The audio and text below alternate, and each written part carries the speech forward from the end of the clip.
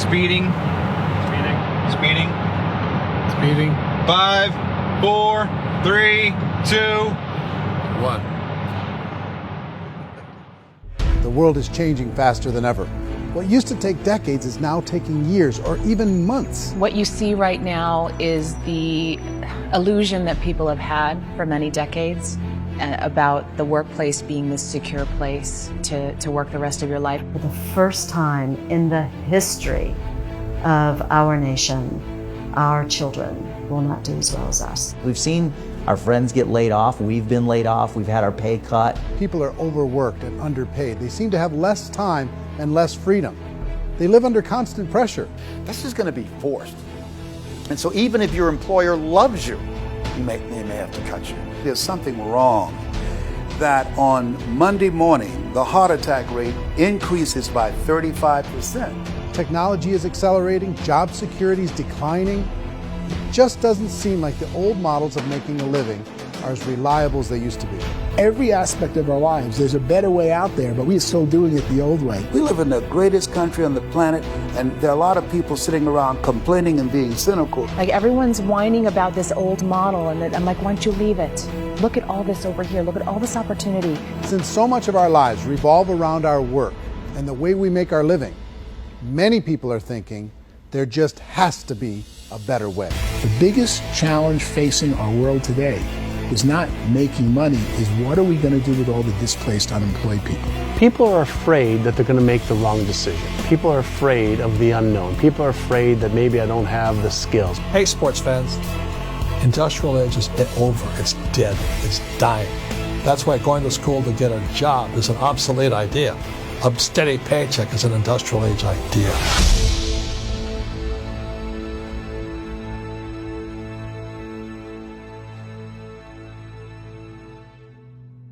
It's the search for answers that has brought us here together today. My name is Eric Worre, and for almost 30 years I've been an entrepreneur, struggling at times, but ultimately succeeding. As a best-selling author, speaker, and business owner, I've spent my entire career helping millions of people around the world to become entrepreneurs. And I believe strongly that there is, in fact, a better way when it comes to how we make a living. The career landscape has changed dramatically, and many are still working in a model that is completely out of date. What worked for previous generations isn't working as well for people today. In this film, we're going to explore 3 important questions. First, what's really going on in our working world today? Second, in this new economy, is it better to become an entrepreneur, or is it safer to work for someone else? And third, if a person decides to become an entrepreneur and start their own business, how can they do it without taking on massive risk? To help in this journey, I've brought together some of the greatest experts and thought leaders in the field of entrepreneurship to share the real facts with you. My intention is to give you new information that will allow you to make choices that are not limited by an old, outdated model. Let's start by understanding what's going on in our working world today.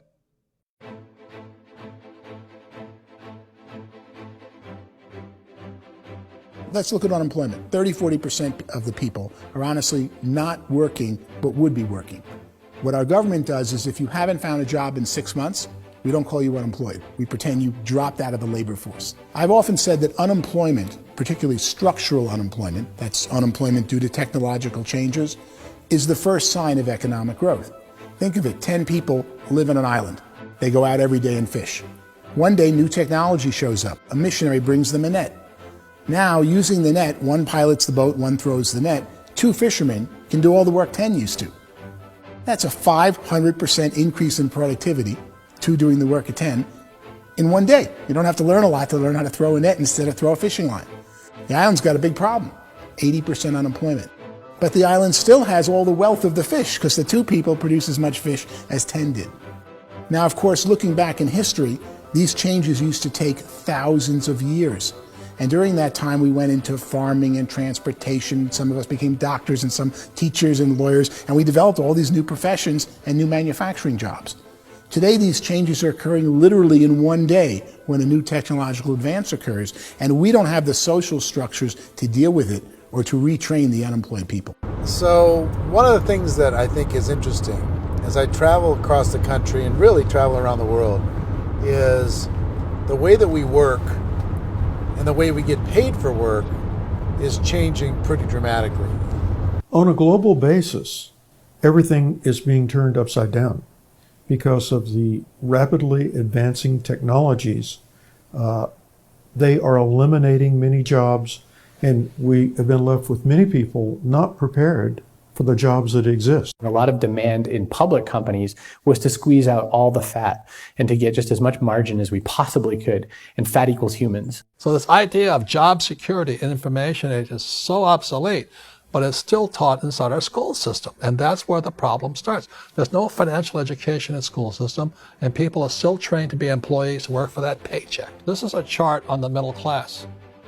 What's happening in the middle class, those that went to school, their incomes have been coming down for years. And parents still say to their kids, go to school, get a job. Now what happens to all those middle class people who are dropping off the ends of off the chart? Well, they become what's called working poor. And this is what happens to working poor. But they say poverty is ending. Well, poverty may be ending, but working poverty is going up. And this is food stamp usage. So food stamp usage in America is going through the roof right now because people cannot earn what they call a living wage. Most people have experienced financial pressures that I think are probably greater than they have been in the past. If you're not working for yourself, then it's going to be a pretty hard road for a lot of people. Today, if you're going to control your future, the 40-40 plan is gone, where you can graduate from college and get a job and work for 40 hours a week for 40 years. That day is gone. So some of these charts actually tell you what's going on. And this is a really interesting one, you know. People are going back to school because if I go back to school, I'll get a nice job. But this is what's happening to, it's called Sallie Mae, which is the student loan guys. Student loan is going through the roof. It's now over $1 trillion, and student loan debt is worse than credit card debt. So when people stopped using credit card, the government got people into student loan debt. And the problem with student loan debt is you can never be forgiven. See, with credit card debt, you can declare bankruptcy and then all's forgiven. But student loan debt, you can declare bankruptcy, you still owe it. It's the worst of all debt. But this is the next picture. Look at this chart here. This is what's happening to wages of college graduates. It's going down. So you go to college, you rack up all this debt, but you earn less money. Now, that's not that intelligent. Average person who's been working a lifetime in America today is ending their lifetime at 65 with about $41,000 in assets. They earned just enough to survive. I think in the United States we have something like 17 trillion in debt. That's just the federal government debt. We got another 2 in municipal and in other, let's call it almost 20 trillion government. We've got 40 trillion in private debt. That comes up to close to 60 trillion. When you then add something we never had before, what you were talking about, when we look at the unfunded portion of Social Security and primarily Medicare, Medicaid, that, at the most conservative estimates from outside firms, Kleiner Perkins, 67 trillion and growing. That's more than all our other debt. There's less conservative estimates that say it's 84 trillion or higher. I added up conservatively $127 trillion in total debt. Debt is a financial drug.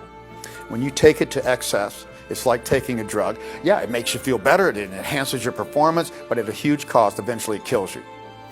And so that's what happens. We keep doing more and more debt, and you get less and less results, just like a drug, until the debt gets so high that it crushes the whole system. That's where we're at, 8.2 times GDP. You know who I feel sorry for? I feel sorry for the person who dreads going to work, who is sick to their stomach on Monday morning, who hates their alarm clock, who gets a little glimmer of hope on a Wednesday because it's hump day and says, thank God it's Friday. And they live for those 2 days a week where they get to be themselves and they don't have to be around people they don't like, and they don't have to play the political game in the office, and they don't have to live this half life. The person that works 50 weeks a year just to be able to have the 2 weeks for vacation. And you know what happens to most of them nowadays? They don't have a vacation. They have a staycation. They have time off of work, but they don't get to go where they want to go because they're overextended. They've got all this debt. They got all this situation. They hate their alarm clock. They can't sleep until they're done. They have to spend most of their life in traffic. I feel sorry for that group of people because there's a better way. They just don't know it. I see this really interesting attempt at rugged individuality in a 6x8 rectangle. And I feel like you're all the same, except for the little push pins of the pictures. There's different pictures. Yours is named Jenny and his is named Sujara, but it's the same people. And this is how they are, and they're just like the zombies, and there's no joy in there, there's no fun. There's always like the wacky woman who decorates her cubicle, and that's the most she can do there. You got to give her credits, right? The wacky cubicle woman. The basis for their life is worry. I'm worried, you know, maybe I'll get fired. I'm worried maybe my company will go out of business. I'm worried I can't keep spinning the plates on paying the bills. I'm worried about how do I send my kids to college. I'm worried, what if the transmission of my car breaks? That's, you know, 2 or 3, I can't fix it. People live in a sea of worry, and it eats at them. Those signs that people held up during the Depression didn't say looking for gainful employment in a cubicle. It said looking for work. Work is what we're looking for. Job is just a unit of measurement. Work is what we're going after. It's time to look in the mirror and say, it's not the economy, it's my economy. It's my little world of where I am. I need to improve. I'm not going to wait for the economy to come back because, frankly, the economy is doing great in this country.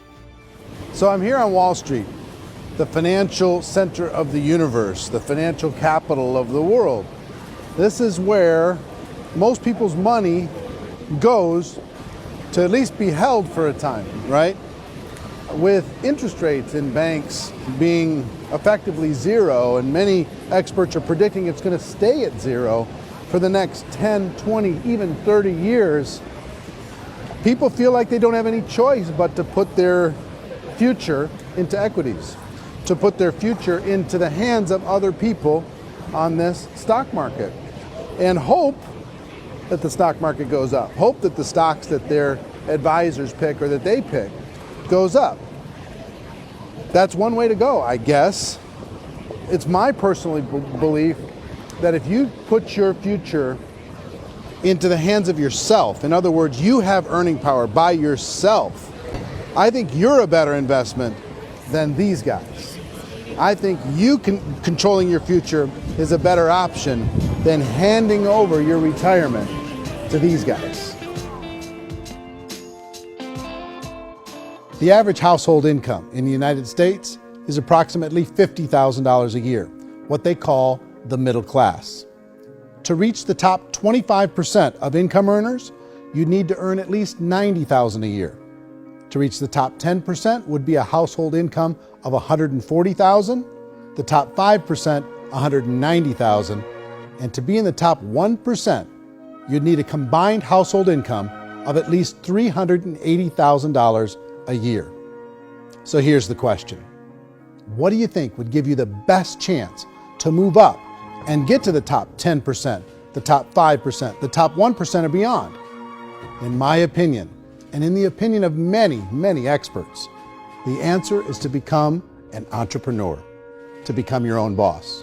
I think you have to be a business owner. I can't, the only time I ever say to someone it'd be great to be an employee is when they've already told me they've surrendered. I only tell people who are wounded spiritually that they should be an employee. And it's that feeling that you get when you pick up the backpack off the little Cub Scout and say, "Don't worry, little guy, we'll get you back to the camp."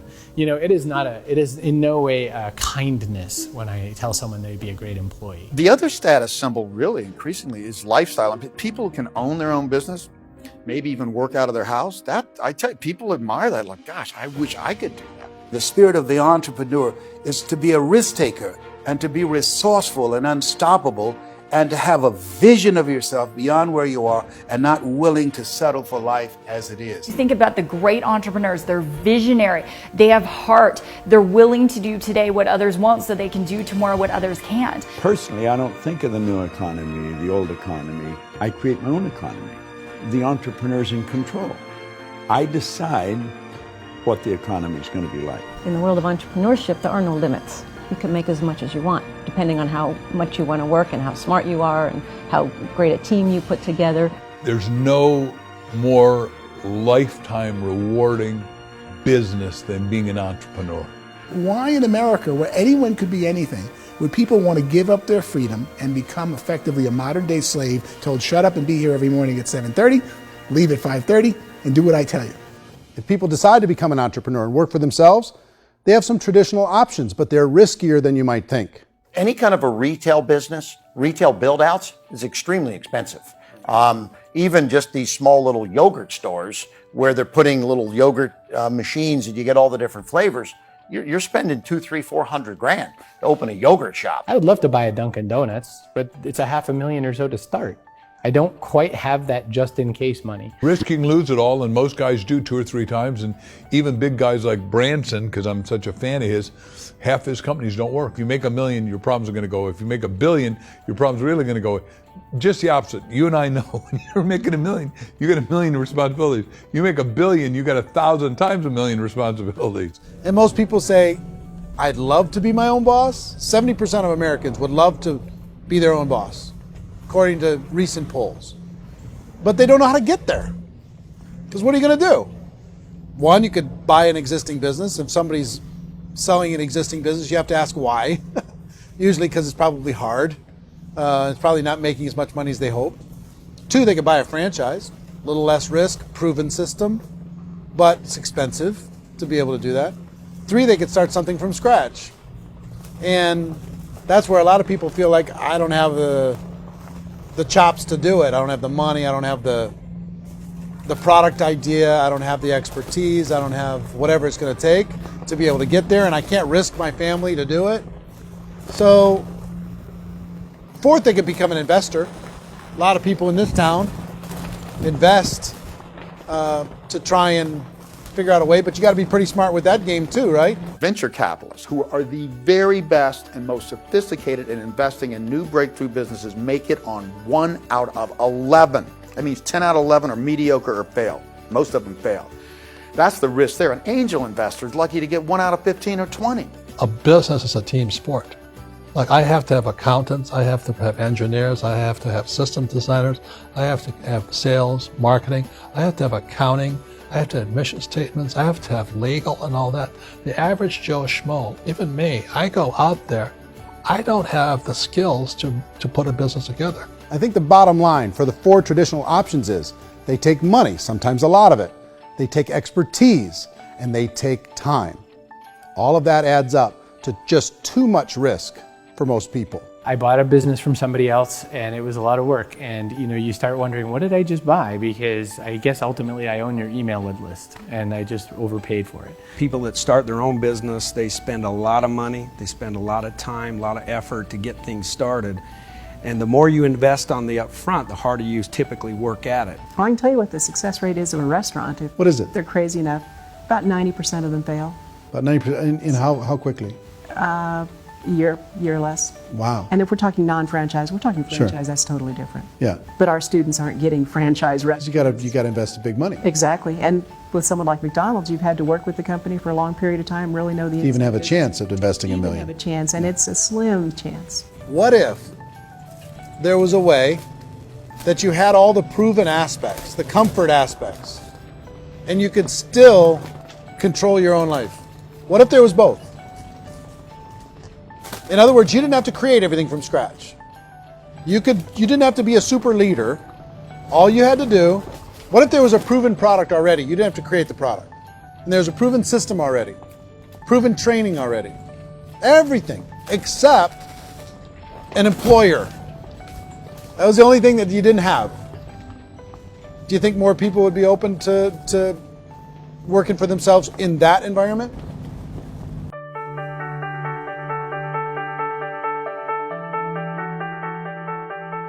In our search for a better way to make a living, we've come to the conclusion that becoming an entrepreneur is actually safer than being an employee. And through our look at the entrepreneurial options, one particular path kept coming up from expert after expert. And I think most people will find it surprising because it's certainly a non-traditional business model. That model is for people to start their own business and become an entrepreneur through the creation of a network marketing business. Some people call it direct selling because the product is being sold directly from the manufacturer to the end consumer, cutting out the middlemen.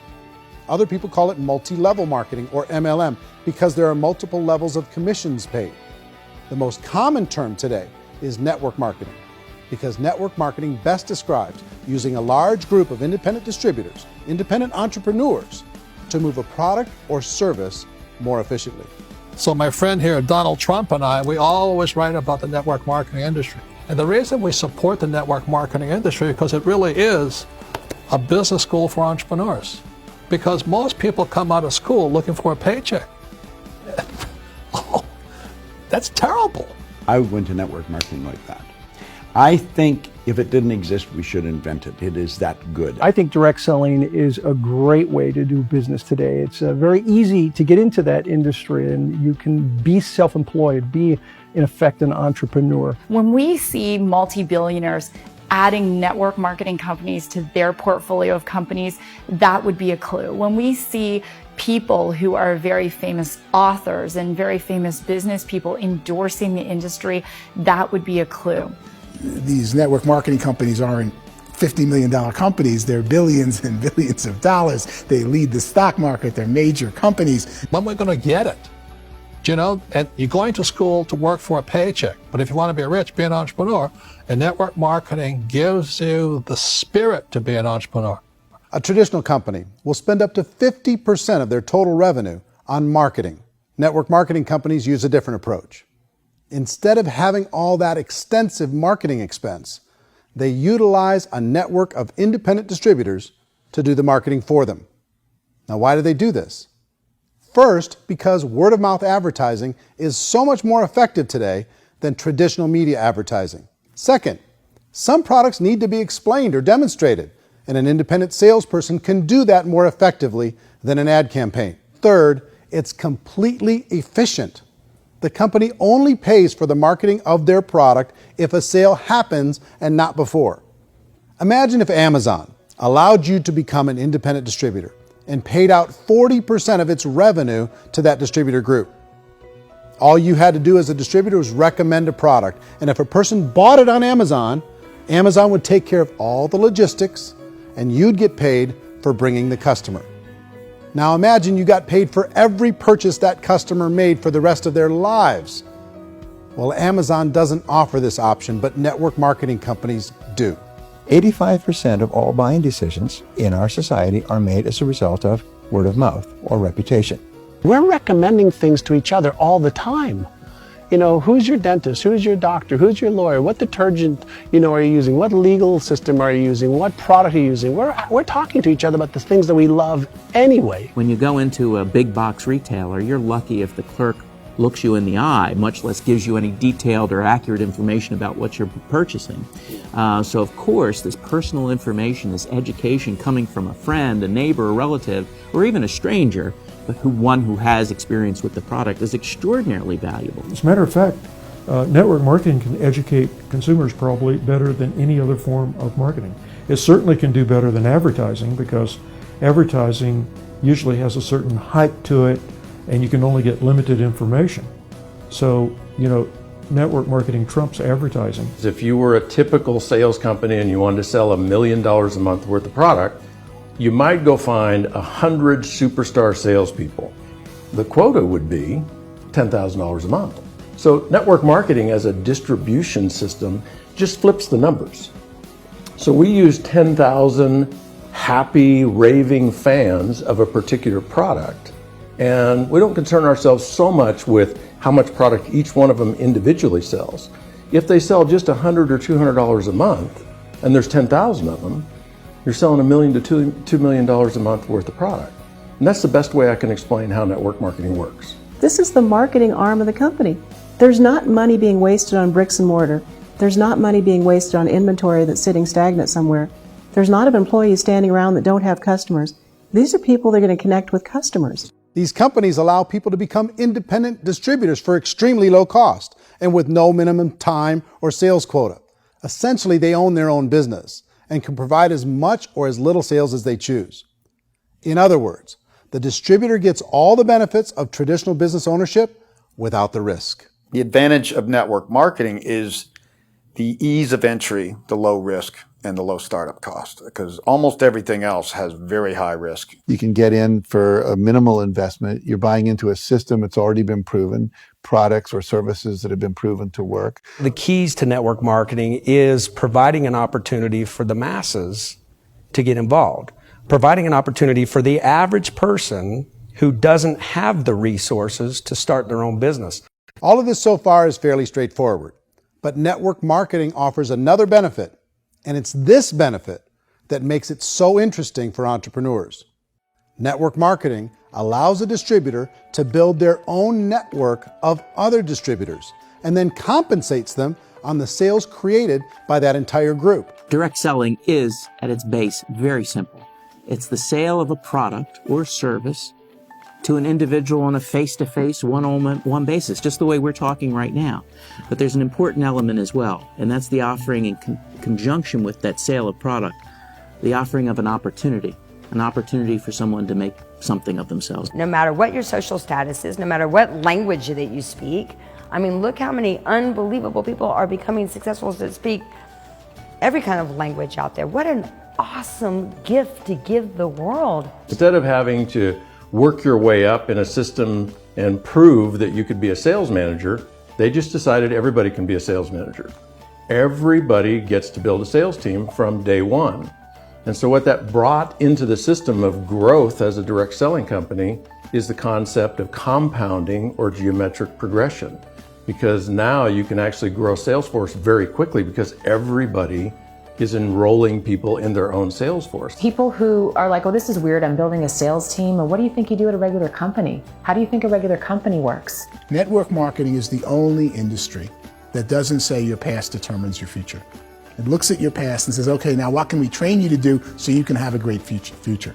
Every other employer out there wants to exploit you for what you already know, not teach you something new. Network marketing has a potential to save the United States and the world, because it's going to teach people not to be employees, but to be entrepreneurs.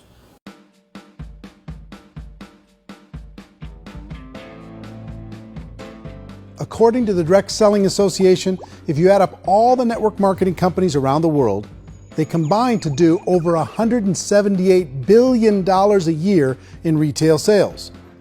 To give you an idea of how big that really is, the NFL, the National Football League, does approximately $9 billion a year. The music industry does a little more than $16 billion a year, and the movie industry does about $80 billion a year. Using a conservative average, network marketing companies pay their distributors about 40% of that $178 billion in the form of commissions, which adds up to more than $71 billion a year. That's almost $6 billion a month. It's almost $200 million in commissions every single day. So it's certainly working, and people are making serious money in network marketing. With the growth of the direct selling industry over the last 10, 15, 20 years, we've seen a broader understanding of the channel. We have seen more and more people getting involved in the business. So our penetration in the marketplace has increased, and thus the understanding in the marketplace of who we are has increased. And we've seen non-direct selling companies look at the direct selling model and say, something's going on there. People are making money. Companies are being profitable, individuals are being motivated, product is being delivered to market. Maybe we should explore this. Some people think only the people at the top make money. Well, let's take a look at that as well. In the network marketing profession, there are roughly 500 people in the world who earn over $1 million a year. If you round that number up to $2 million a year, that adds up to about $1 billion a year. That takes the $71 billion paid out each year down to $70 billion. So where does the rest of the money go? The vast majority goes to part-time people making anywhere from a few $100s a month to many thousands of dollars a month. It goes to people who choose to make it a full-time career move and earning even more than that. Every day, people are using the money they earn through network marketing to pay off debt, have more fun, and improve the quality of their lives. Everyone I know in network marketing has been doing that since the 50s.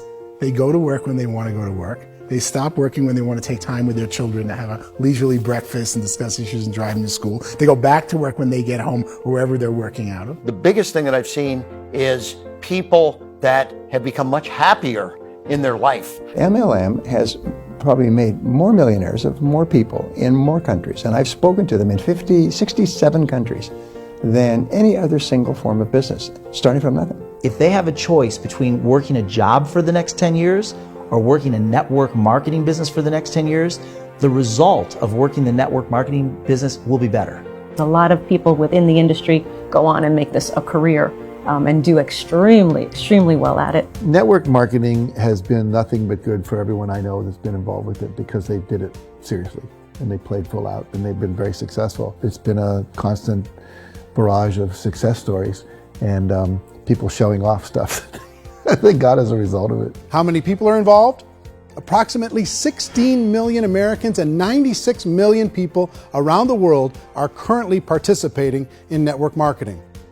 And in a recent poll, 82% of those people report a good, very good, or excellent experience with network marketing. So people are happy.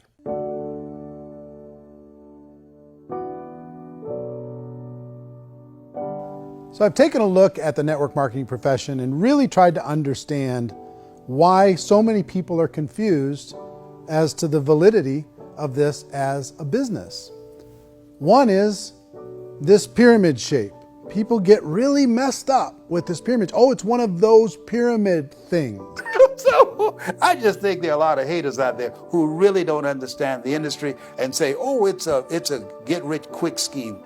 It's a pyramid. Well, corporate America is a pyramid scheme. You know what I mean? It goes like this. You have thousands of MBAs, let's say working for Ford or General Motors or Coca-Cola. If all these MBAs are all trying to get to here, that's a pyramid. Only one guy's going to make it. Every 10 years, one's going to make it. Whereas you look at network marketing, it's like this. So you're here, and your job is to develop other CEOs coming up behind you. So it's an inverse pyramid. In network marketing, it's a very simple concept. If you sell product, you get paid. It is paid based on production. There is no first mover's advantage. There is no investment component where the more somebody spends, the more they're entitled to make. So the two are polar opposites of each other. It doesn't matter what shape the company is or the compensation plan is shaped, whether it's a circle or a pyramid or a triangle or a trapezoid, it doesn't matter. If compensation is coming primarily from recruitment, then you've got a problem.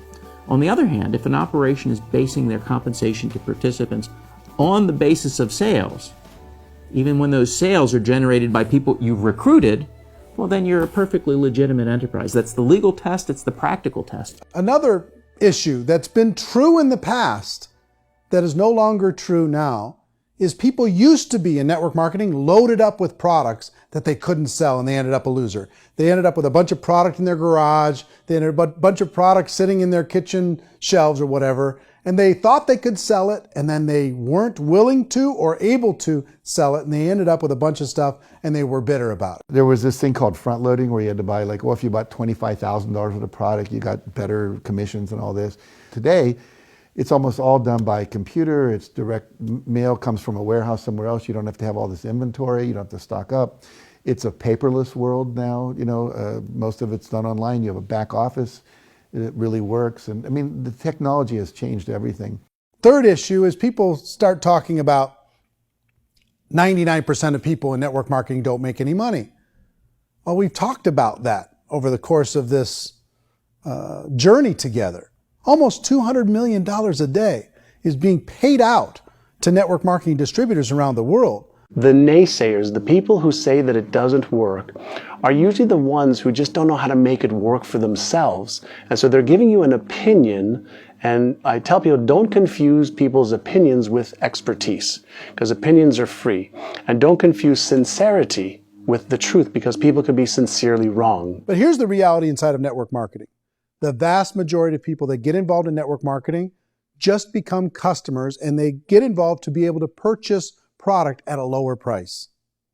If you take Costco as an example, if a person goes into Costco and gets a membership to Costco so they can get a lower price on the product, we don't call that person a loser because they have a bunch of product that they walked out with with a smile on their face. Yet when some people want to take a look at network marketing, they say, well, those people, they're just using the product and they aren't earning an income, so they must be a loser. They're not a loser, they're a happy customer. That's the vast majority of people that are involved in network marketing. Now, a smaller percentage of those people decide to go build a business. They earn $300 a month, $500 a month, $1,000, $2,000. That's the bulk of earnings in network marketing. And then there's the few that really decide to take it serious, really decide to build a large network, really work to make that network very, very productive. And those people make huge amounts of money and there's no cap. What I do as an outside economist, just somebody looking at this industry like any other industry I speak and say, look, what's the realities of this? 1% do incredibly well. 10% generate some additional income at pretty low risk and effort, that's fine. And 90% of people roughly end up customers. One thing that I think is real when it comes to people's perceptions about network marketing is people put this, and distributors, I think, involved in network marketing have some responsibility for this. They have sometimes unrealistic claims about the product or about the income. Most people who become distributors, they want the money, they want to be successful, but they don't have the skills. They don't know what to do. And when people don't know what to do and they're in a new business, they're scared. And when they're scared, they panic and desperation kind of sets in. So they think everyone they talk to has to get in. So if I talk to you and you say, well, no, I don't have time to do that, they're like, no, I need you. You have to do this or I won't be successful. So I start clawing on you. I start that desperation. So then I start making claims about the product, which are not appropriate, probably not even true. Or I start saying, oh, let me show you how you can make all this money and you don't have to do anything, Eric. And so you just totally misrepresent the opportunity, and you're clingy with people because you think you need everybody to be successful, and you don't. You know, one of the messages that I try to deliver most forcefully to companies as well as salespeople in direct selling is that you don't have to overpromise. The reality is in network marketing, there's a lot of hard work involved. There's a lot of effort. You're going to have to develop yourself. It's a business like anything else. It's going to take some time, but in my opinion, it's better.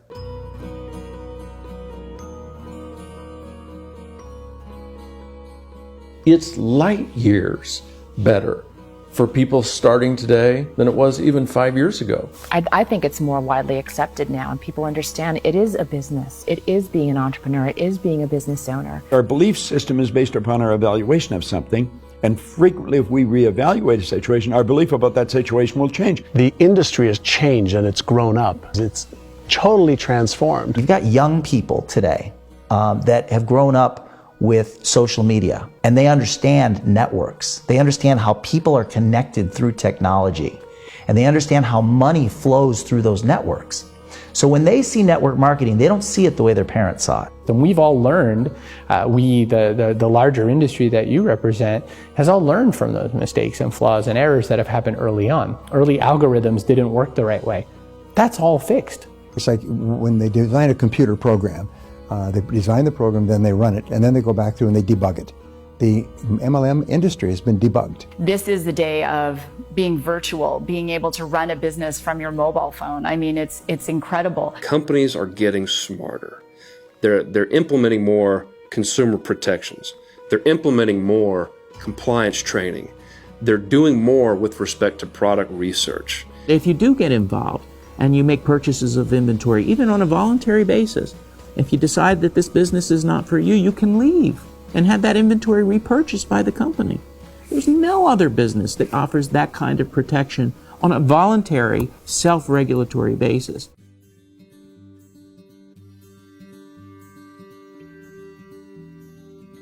If you decide to look further into a network marketing business in order to generate more cash flow for your family, I would recommend reviewing the following 4 elements. First is the product or service. And on the product or service, I would ask 5 important questions. 1, do you like it? Is it something you would feel comfortable sharing with others? 2, is there a recognized need in the marketplace? It's hard to create a need if one isn't naturally there. 3rd, does the product meet that need? Does it solve a legitimate problem for consumers? And 4th, Is it priced to sell? Can it compete in the marketplace? And fifth, is it priced for profit? Is there enough margin for the company and the distributor to be able to generate income for the long term? If you can answer the questions on the product to your satisfaction, the next element to consider is the company itself. Is it well run? Do you believe in the founders or the management team? Do you feel they have what it takes to go all the way? See, it doesn't matter how good the product is if the management can't take care of the company. Good management can change with the times. They can handle adversity. They can make good decisions. Make sure you choose a company that can serve you for a long time. The third element to consider is the compensation plan. And with that, there are three important things to look at.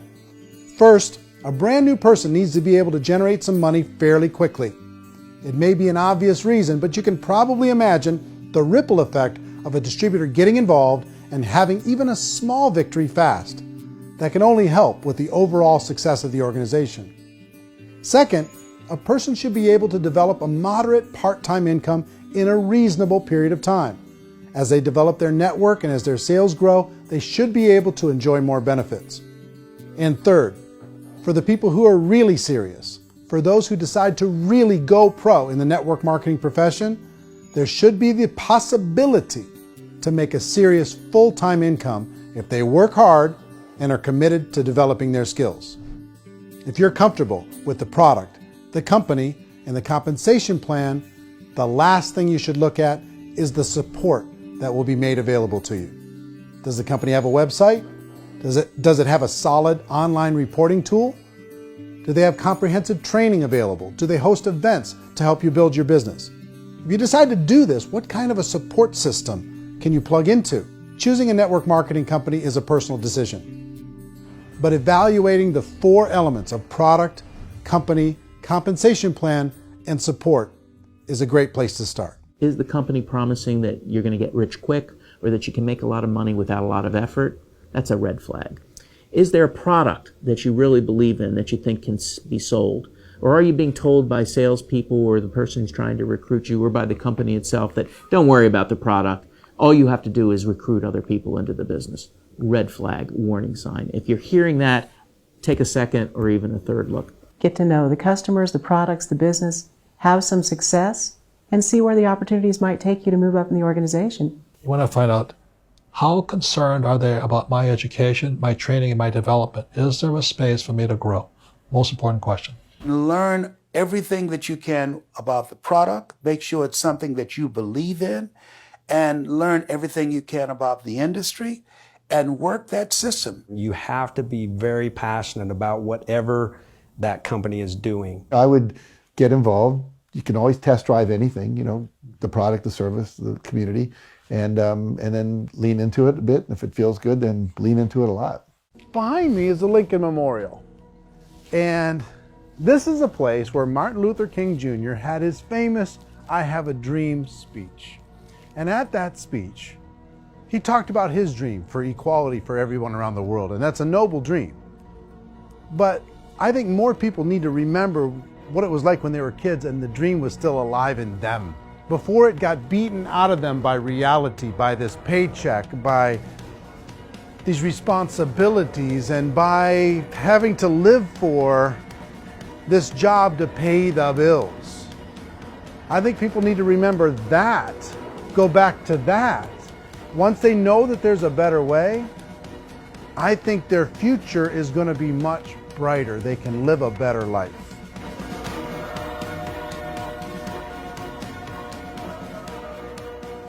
So if you're considering getting involved in a network marketing company, let me offer you just a few pieces of advice.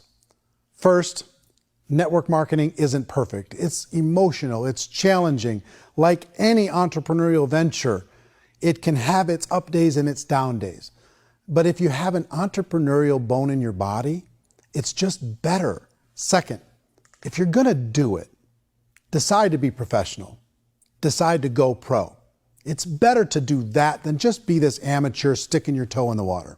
Third, as any professional, you're going to have to learn some new skills. And I promise you, inside of the network marketing profession, they're not too difficult to learn. Fourth, like anything worthwhile, it's going to take some time. Don't expect that you're going to get to the finish line right out of the gate. And fifth, it's worth it. It's worth it to be able to take charge of your life again. It's worth it to be able to control your own financial situation. It's worth it for the people you're going to be able to spend time with. It's worth it for the things you're going to be able to see and the experiences you're going to be able to experience. It's worth it for the causes you're going to be able to contribute to, the lives you're going to be able to touch, the customers you're going to be able to help, the friendships you're going to be able to develop. I promise you, it's worth it. Remember, most people are searching for answers just like you are. But I do have to tell you the catch to network marketing. If there is a catch, if you want to understand this from an emotional point of view, people say, well, it sounds too good to be true. It's not, it's hard work. But here's the catch. Most people still don't understand it. So you're going to have to endure the loss of social esteem from ignorant people. The uneducated will think less of you. Now, if you can handle that, you're on your way. If that's going to destroy you, you know what? Entrepreneurship in general probably isn't in your future. If you can face that catch, you can become unstoppable. I want everyone to really contemplate this if they're not in network marketing. You're in a job, you probably have a mortgage, you have rent, you have debt, whatever's going on. You're in a prison.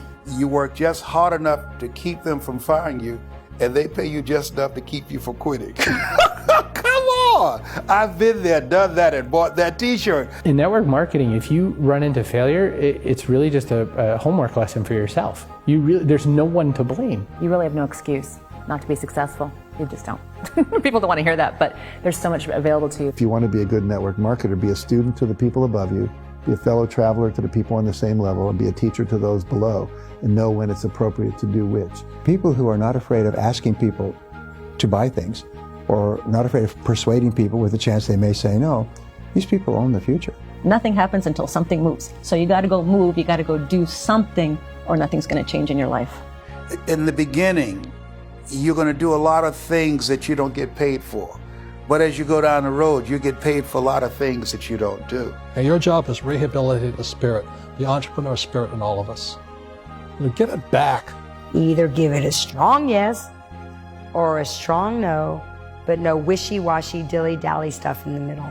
There's dreams and there are nightmares, but I believe that the biggest nightmare of all is when you don't pursue your dream. You're going to see some monumental growth in this profession. It's an exciting, exciting time to be involved with the network marketing profession. The next 10 years, I see just exponential growth. When that tipping point comes, it's not a matter of asking somebody, have you ever heard about network marketing? You're really asking them, which company are you building your wealth in? We are here to fix the world, to improve relationships with other people, to improve other lives. And the real reward comes as an entrepreneur in any level from teaching somebody something and watching them soar. There is no greater reward.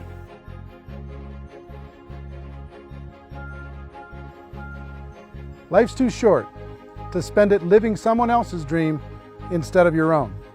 It's too short to spend it living at a fraction of your potential. Can being an entrepreneur be a challenge at times? Sure. But here's what you get in exchange. It can be yours. Something that you built, something that you created, something that you made happen. This balloon represents your dream.